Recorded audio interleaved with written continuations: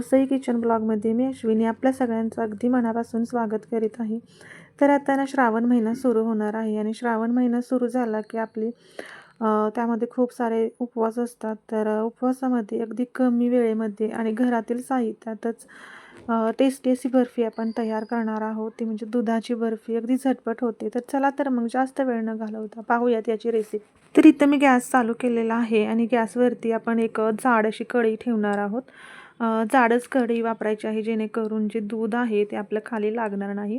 तर इथं मी जाड कढई ठेवली आहे असे पसरट भांडं आणि त्यामध्ये आपलं दूधसुद्धा छानपैकी गरम होईल. त्यामुळे मी अशी जाड आणि पसरटसर कढई घेतलेली आहे. त्यामध्ये घेतलेलं आहे अर्धा लिटर दूध. जर तुम्हाला जास्त क्वांटिटीमध्ये ही बर्फी बनवायची असेल तर तुम्ही दुधाचं प्रमाण वाढवू शकता. तर इथं मी अर्धा लिटर दूध घेतलेलं आहे आणि दूध आता आपण सुरुवातीला या कढईमध्ये गरम करून घेणार आहोत आणि गॅसची फ्लेम जी आहे ती मी एकदम हाय अशी ठेवली आहे आणि हाय फ्लेमवरतीच आपण ही रेसिपी करणार आहोत जेणेकरून आपली रेसिपी जी आहे ती पटकनसुद्धा होईल आणि दूधसुद्धा छानपैकी आटलं जाईल. त्यामुळे हाय फ्लेमवरतीच मी इथे दूध तापवून घेतलेलं आहे आणि दूध तापवत असताना असं मध्ये मी ढवळलं आहे जेणेकरून दूध जे आहे ते खाली लागलं जाणार नाही आणि छानपैकी दूधसुद्धा एकसंत किंवा एकसारखं असं आपलं ढवळलं जाईल आणि दुधाला छानपैकी एकसारखा दाटसरपणा येईल. त्यामुळे छानपैकी मी असं दूध जे आहे ते सतत असं ढवळून घेतलेलं आहे आणि दूधसुद्धा छानपैकी खाली जर नाही लागलं तर आपली रेसिपी जी आहे किंवा बर्फी जी आहे ती छानपैकी टेस्टी अशी होईल. त्यामुळे दूध जे आहे असं मी ढवळून घेतलेलं आहे सतत आणि त्यानंतर जे आहे तुम्ही पाहू शकता हळूहळू जे दूध जे आहे ते असं आटू लागलेलं आहे.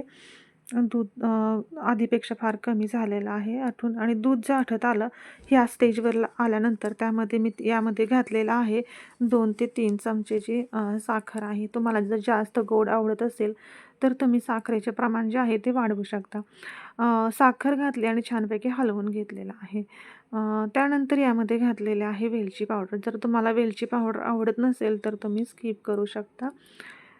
वेलची पावडर घालून मी असं छानपैकी याला परत एकदा असं ढवळून घेतलेलं आहे. दूध छानपैकी घट्ट झालेलं आहे तुम्ही पाहू शकता. असा गोळा तयार झाल्यानंतर तयार झालेला गोळा एका प्लेटमध्ये असं काढून घेतलेला आहे. प्लेटला मी तूप लावलेलं होतं. त्यानंतर तुपाने ग्रीस केलेल्या प्लेटमध्ये हे छानपैकी तयार झालेलं मिश्रण आहे ते काढून घेतलेलं आहे आणि चमच्याच्या साहाय्याने असं सेट करून घेतलेलं आहे. त्यानंतर यामध्ये घातलेलं आहे ड्रायफ्रूटचे काप. काजू किंवा बदामाचे किंवा तुम्हाला जे आवडतं ड्रायफ्रूट ते यामध्ये तुम्ही घालू शकता. अशा प्रकारे मी थोडंसं यावरती डेकोरेशन केलेलं आहे ड्रायफ्रूटच्या काप करून.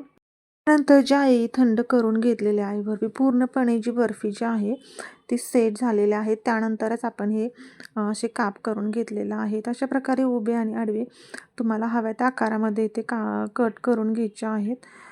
तर अशा प्रकारे मी कट करून घेतलेले आहे आणि छानपैकी प्लेटिंगसुद्धा केलेलं आहे. तर अशा प्रकारे अगदी कमी वेळेमध्ये आणि अगदी कमी खर्चामध्ये अगदी घरातील साहित्यामध्येच ही आपली टेस्टी अशी दुधाची बर्फी तयार आहे. मी तर केलेली आहे. आता तुम्ही सुद्धा नक्की ट्राय करा आणि व्हिडिओ आवडला असल्यास व्हिडिओला लाईक करा. चला तर मग भेटूया नवीन एका व्हिडिओमध्ये.